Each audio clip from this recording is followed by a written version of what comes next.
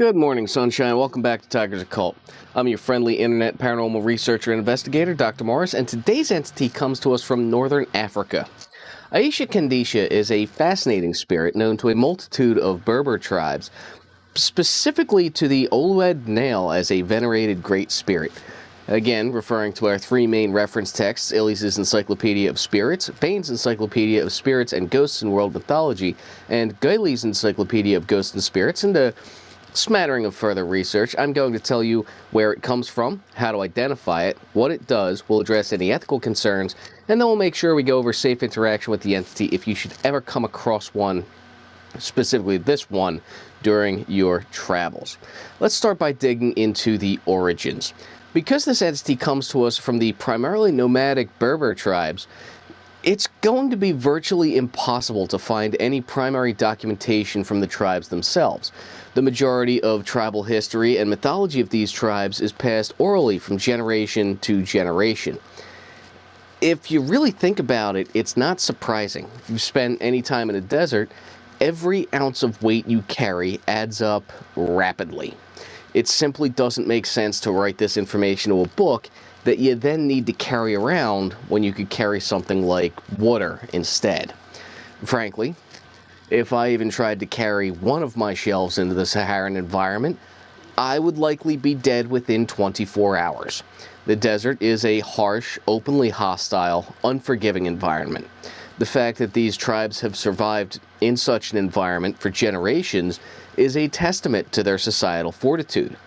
That being said, their lack of written history is frustrating for researchers like myself who look for such documentation to aid in our understanding of the world. It simply doesn't exist. Memories, however, weigh physically nothing, and that's where most of our information about Aisha Qandisha comes from. Originally, it was hypothesized that Aisha Qandisha came from the Phoenician colonies in North Africa. Finnish sociologist and philosopher Edvard Westermarck postulated that Aisha Qandisha's name had a distinctly Eastern origin. Since then, it's been determined that Westermarck's theory was based off an obsolete understanding of ancient Near Eastern deities.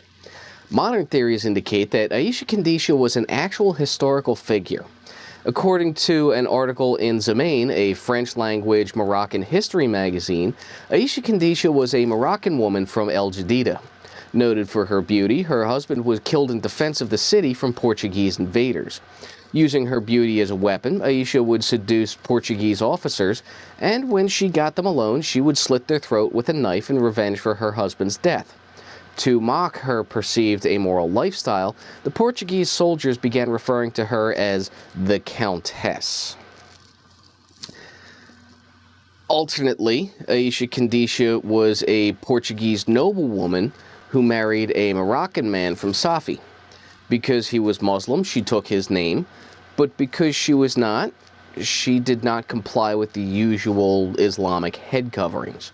Described as very, very beautiful, all the men in Safi fell in love with her, sometimes to the point of madness.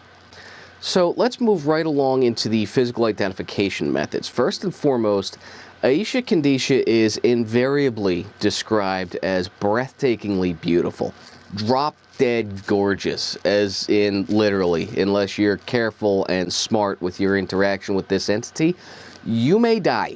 It's a whole thing we'll get into in a minute. The major clue that this entity is not exactly human are actually her feet. Illy's article indicates that one foot or leg resembles a donkey, camel, goat, or any other cloven-hoofed animal. Other legends say that it's both feet. She's usually described as being scantily clad and never far from some form of a body of water. Depending on the location and who's telling the story, the specific body of water may vary. The Beni Asan tribe is wary of the Cebu River. The city of Fez points to a drainage canal. The city of Tangier points to the Mediterranean Sea and the Atlantic Ocean. The city of Tetuan points to the Martel Valley River. But the one thing they always have in common is that water is almost always involved. Other manifestations include that of a pregnant goat with a human woman's legs, a wizened hag with pendulous breasts, and a curious entity with the head, breasts, and legs of a woman, but the body of a goat. It's also said that if she's traveling discreetly, she will take the form of a wasp. Now, because this entity is said to have been human in life, I'm going to go ahead and assign it as a Class 4. Because it takes many forms, I'm going to describe it as a transmogrifier. Observing its patterns of behavior, I'm going to identify it as a seducer. Put it all together, it's a Class 4 transmogrifying seducer. Now, the folklore tales and legends on this one are fascinating. Her temperament seems to be quite mercurial, to say the least. Depending on the story being told, she's credited with granting good health, fortune, virility, protection, that sort of thing. In other stories, she's blamed for causing deafness, blindness, paralysis, infertility, and a multitude of children's illnesses. Illes likens her to a Lilith-like figure, dangerous yet benevolent all at the same time. Other stories indicate she will initiate encounters with men at springs or other bodies of water. Running from these encounters is a bit of a gamble. If one can make it to other people before she catches him, he'll be safe. Otherwise, if she does catch him, she's just as liable to make love to him as she is to drown him. Which may sound okay, but if the man makes love to her and leaves her unsatisfied, guess what? She drowns him anyway. So you'd best be very confident about what you're slinging, sir. Apparently, Aisha Qandisha may engage in 3 distinctly different types of relationships. The old smash and dash, a brief, quick relationship where she just causes harm. She may offer a long-term, warm relationship where she'll offer supernatural assistance. But be advised, like an ex-wife with the modern divorce system, she may decide to destroy you, and she's quite capable of doing so.